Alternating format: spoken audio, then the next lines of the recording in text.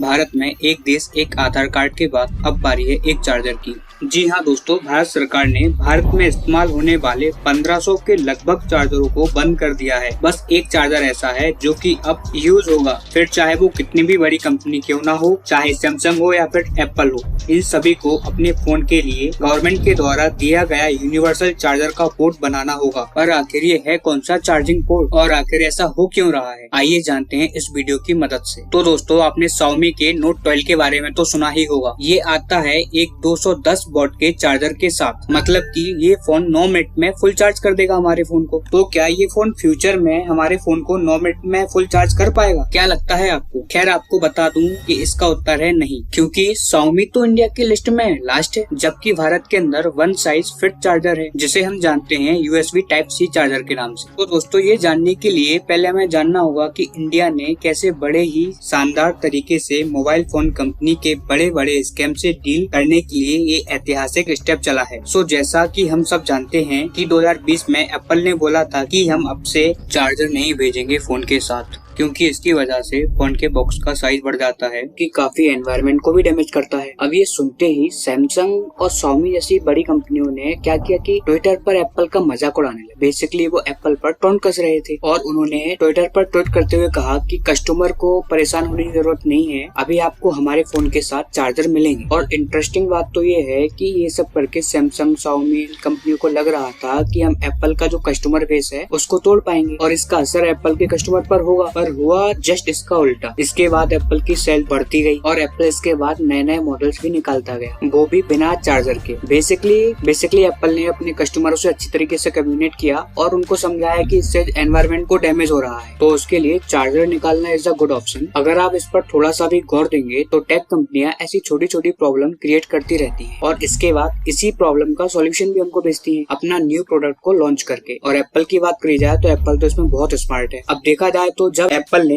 अपने चार्जर और ईयरफोन को बेचना बंद कर दिया था, तो उसी टाइम पर एप्पल ने अपने ब्रांड न्यू ईयरपोड्स भी लॉन्च कर दिए थे और फोन के अंदर जैक भी एक ही लगाया, ताकि अगर किसी को गाने सुनते सुनते फोन को चार्ज करना है तो वो ऐसा नहीं कर पाए। साथ साथ आईफोन ने अपने फोन के अंदर जैक भी एक ही छोड़ा था, ताकि अगर किसी को अपने फोन चार्ज करते करते गाने सुनना है तो वो ये ना कर पाए, क्योंकि जैक तो ने एक ही लगाया है ना। ये होती है मार्केटिंग स्ट्रेटेजी। अब इसी तरह की स्ट्रेटेजी एक इंडियन कंपनी जियो ने भी की अपने फोन के साथ। अब ये एग्जाम्पल इंडियन है। तो जैसा कि आप जानते हैं कि जियो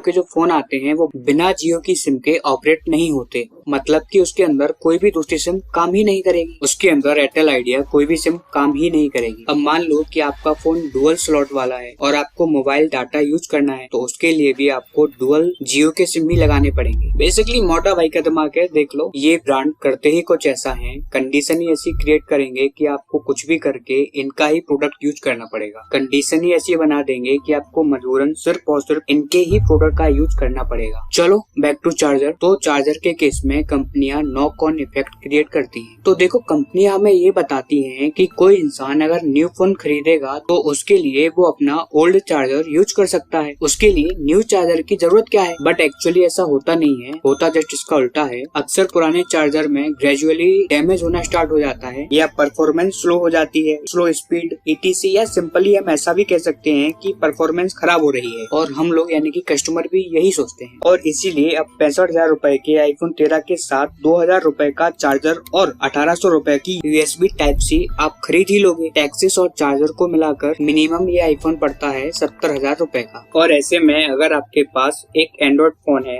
एप्पल का आईपैड है और सोनी के ईयरबड्स हैं, तो ऐसे में आप क्या करोगे? 3 अलग अलग चार्जर खरीदोगे, राइट? पर अब इस पॉलिसी चेंज की वजह से आपको बस एक चार्जर खरीदना होगा और वो है USB Type-C चार्जर। और काफी इंटरेस्टिंगली इंडिया की ये न्यू मॉडल पॉलिसी भी हमारे पुरानों शास्त्रों पर बेस्ड है। जैसे कि आप सब जानते होंगे, ह्यूमन बॉडी बनी है 5 एलिमेंट से। हमारे शास्त्रों के हिसाब से पृथ्वी, जल और आकाश से, और इसे कहते हैं पंचतत्व, यानी कि 5 एलिमेंट। यानी कि ये 5 एलिमेंट जरूरी हैं अर्थ पर लाइफ होने के लिए। और इन्हीं पंचतत्व से इंस्पायर होके मोदी जी ने इंडिया के क्लाइमेट गोल्स को रिसेंटली अनाउंस किया और इंडिया को क्लीन करने के लिए LIFE वी नाम का एक इनिशिएटिव भी लॉन्च किया और इसकी प्रशंसा दुनिया भर के लीडर्स ने की। और इसी इनिशिएटिव का एक छोटा सा मगर इम्पोर्टेंट हिस्सा है यूनिवर्सल चार्जर पॉलिसी, यानी कि अब से इंडिया में ऑपरेट हो रहे सारे लैपटॉप, फोन, टैबलेट सब के लिए एक सिंगल टैप चार्जर ही होगा। यहाँ तक कि गवर्नमेंट कई लो कॉस्ट फीचर फोन जैसे नोकिया, माइक्रोमैक्स टाइप के बेसिक फोन के लिए भी इसी चार्जर को लाने वाली है। और इंडिया ही नहीं, यूरोपियन यूनियन ने भी अपने ऑफिशियली प्रेस लीक में सभी smartphone, camera, video game ETC जैसे मैन्युफैक्चरर्स 2026 की डेडलाइन तक दे दी है अपने प्रोडक्ट को USB चार्जर के हिसाब से बनाने के लिए। अब फ्रेंड्स, आपको समझ में आ गया होगा कि Xiaomi 9 मिनट में चार्ज करने वाला MI चार्जर दे रहा है। तो जब दुनिया में टेक्नोलॉजी इतनी आगे बढ़ चुकी है तो इंडिया और यूरोपीय यूनियन तो दोनों ने ही टाइप सी चार्जर को ही क्यों चुना? वेल, इसका सीधा सा जवाब है चाइना के स्कैम्स। तो दोस्तों, आपको ये तो पता ही है कि 2020 में इंडिया गवर्नमेंट ने लगभग 200 चाइनीज ऐप को बैन किया था। तब से ही हमारे सेंट्रल एजेंसी जैसे ED, income tax department, ETC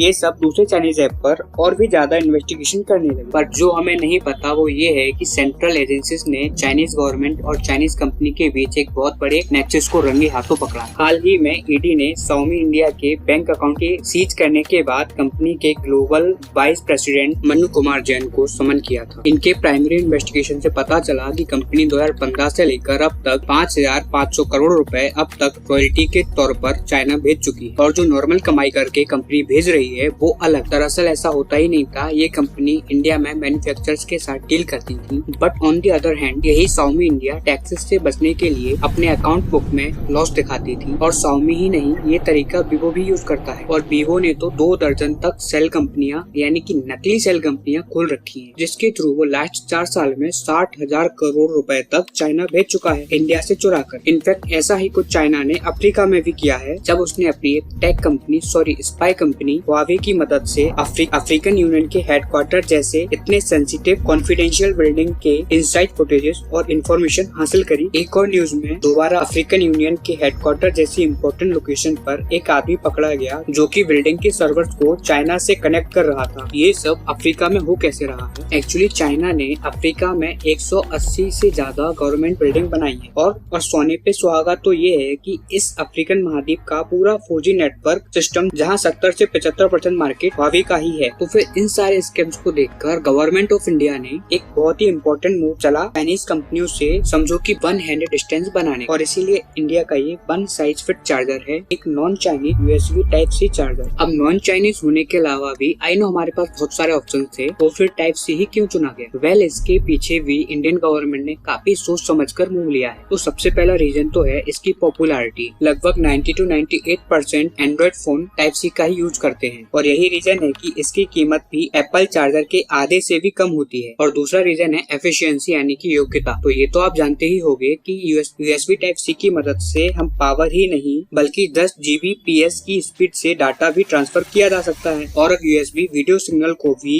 8K resolution में भेजने के लिए रेडी है। नेक्स्ट रीजन है इसकी स्पीड। जो आईफोन एप्पल चार्जर से 30 मिनट में सिर्फ 17% चार्ज होता था, वही सेम फोन USB Type-C से आधे घंटे में 50% चार्ज हो जाता है। पर दोस्तों, अब आता है एक इम्पोर्टेंट क्वेश्चन कि सरकार को क्या फर्क पड़ता है कि लोग अलग अलग चार्जर यूज करते हैं या स्लो चार्जर यूज करें? तो फर्क बहुत ज्यादा पड़ता है, क्योंकि इंडिया चाइना और US के बाद सबसे ज्यादा ई वेस्ट जनरेट करता है। जरा सोचो, अगर 5 मिलियन टन ई वेस्ट में से 1 मिलियन टन हर महीने रिसाइकल होता है तो 5 साल लग जाएंगे इस ई वेस्ट को हटाने में, और साथ में ही 20 मिलियन टन अलग से जमा हो जाएगा। इस पूरे साइकिल को रोकने के लिए सबसे अच्छा तरीका है प्रॉब्लम की कोर मतलब कि ई वेस्ट जनरेशन को ही कम कर दिया जाए। अब जरा सोचो दोस्तों, कितना फर्क पड़ेगा 3 की जगह अगर हम एक ही चार्जर का यूज करें। और इसीलिए गवर्नमेंट ने भी डिसाइड किया है, फोन चाहे कोई भी हो, एंड्रॉइड हो या एप्पल हो, उसके लिए Type-C ही यूजफुल रहेगा। अब देखने में ये स्टेप इतना बड़ा स्टेप नहीं लगता। तो चलिए दोस्तों, आपको एक एग्जांपल से मैं समझाता हूँ। तो दोस्तों, आप चाहे कोई भी सिम हो, एयरटेल हो, जियो हो,